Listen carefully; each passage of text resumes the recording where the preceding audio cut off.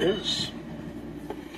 In the book of Revelations 14:9-10, it states, "And the third angel followed them, saying with a loud voice, If any man worship the beast and his image, and receives his mark in his forehead or in his hand, the same shall drink the wine of the wrath of God, which is poured out without mixture into the cup of his indignation. And he shall be tormented with fire and brimstone in the presence of the holy angels and in the presence of the Lamb."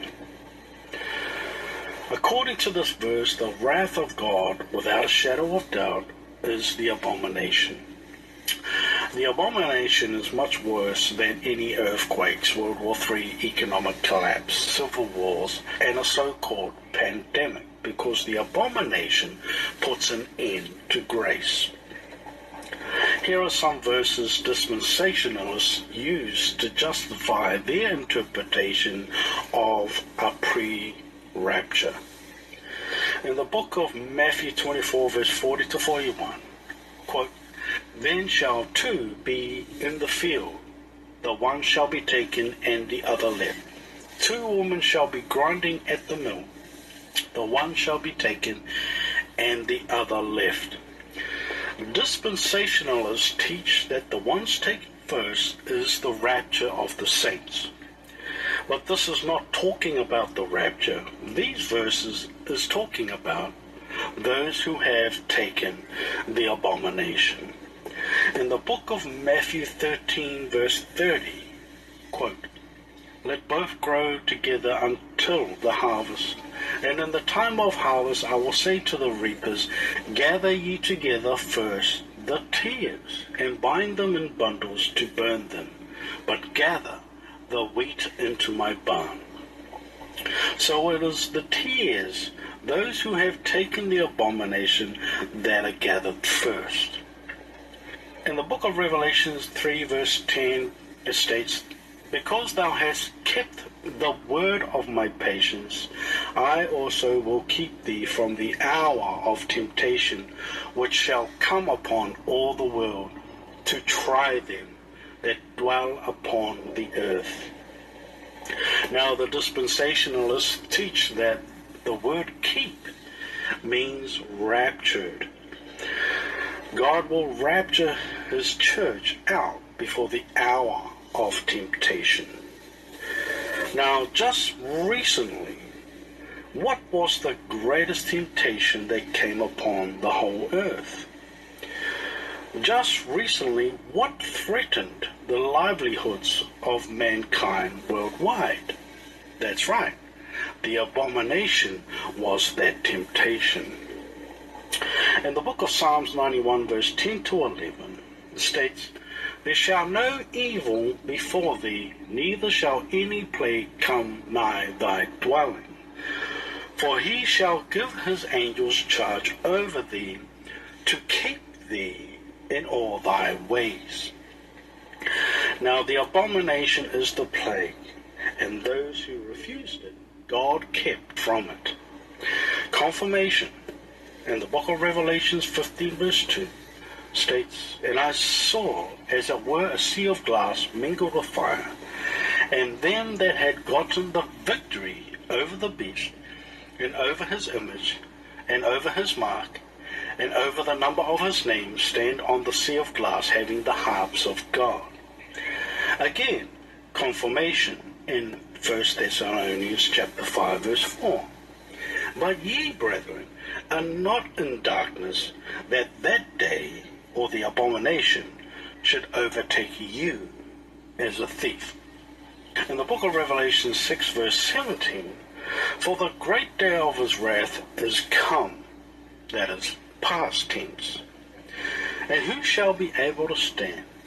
In other words, who is able to endure life without the mark?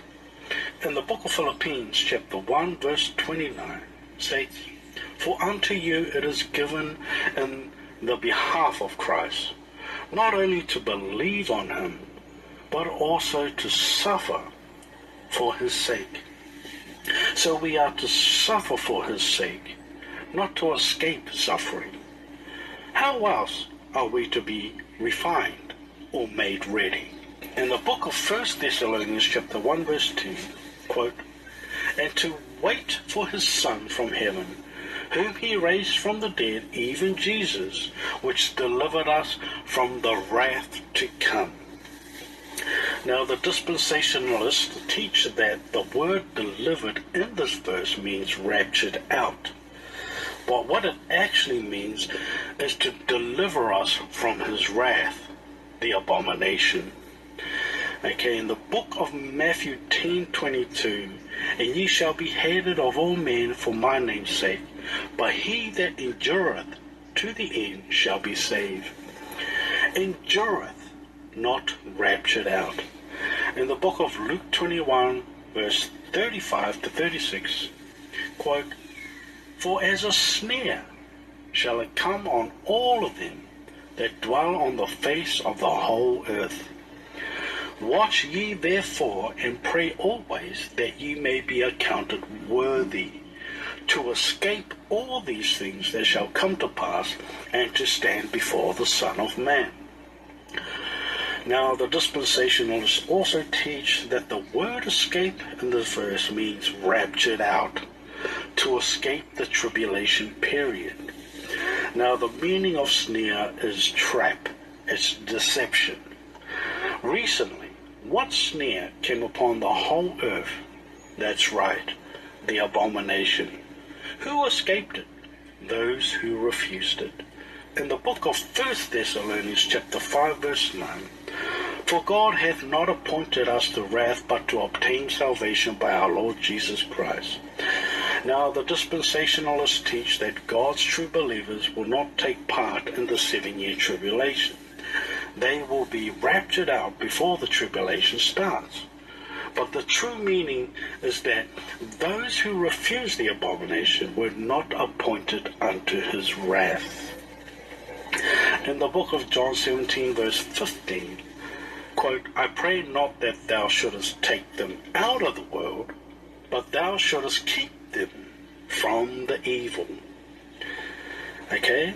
"I pray not thou shouldest take or rapture them out of the world, but thou shouldest protect them from the abomination."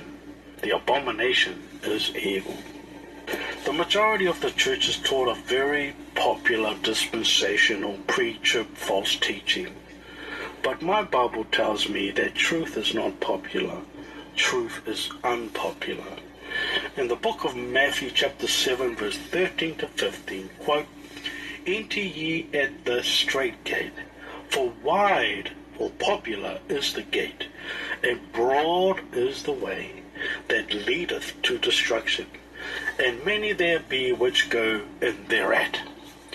Because strait is the gate, and narrow, unpopular is the way which leadeth unto life, and few there be that find it. Beware of false prophets which come to you in sheep's clothing, but inwardly they are ravening wolves." So the dispensational pre-trib rapture folk, pro-Israel, their teaching is the most popular teaching in all the churches worldwide. Noah and his family were delivered, kept, set aside, protected. They stood their ground. They didn't let those days overtake them. They endured. They remained the only ones left. They escaped. And the same goes for Lot and the Israelites, who had the lamb's blood on their doorposts. They were kept. They escaped. They were delivered from God's wrath in those days. Unfortunately, the majority of the churches took the abomination because they followed the dispensational Freemasons, Scofield and Darby, pro-Israel, pre-trib rapture teachings. "But of the day and hour knoweth no man, no, not the angels of heaven, but my Father only." Matthew 24 is riddled with verses regarding the abomination. So this gives us an indication that Matthew 24 verse 36 is talking about the abomination, which I will break down and confirm. Every person that received the abomination did not know the day or hour or minute, or even the second. No, not even the angels. Only the Father knows the exact day and hour of the timing of every single person's desolation that was caused by the abomination, because it was God himself that came upon them like a thief. In Matthew 24 verse 50, the Lord of that servant shall come in a day when he looketh not for him, and in an hour that he is not aware of. Did Bob know the hour or day when he decided to roll up them sleeves? Did he know that it was inevitable when he took the abomination, which in turn would make him desolate? No, he didn't. If he did know, he would have stayed right away from the abomination. Matthew 24 verse 43, but know this, that if the good man of the house had known in what watch the thief would come, he would have watched and would not have suffered his house to be broken up. But of that day and hour knoweth no man, no, not the angels of heaven, but my Father only. This is not talking about the rapture. It is the Father, the Lord of that clueless servant who was delaying Christ's coming, who said we have more time, who said that this was not the abomination, who said this abomination was a precursor, who ultimately said that his coming is not at hand. This clueless person was originally patterned to God and genetically ripe for salvation. It was his Creator that had cut him asunder when he received the abomination.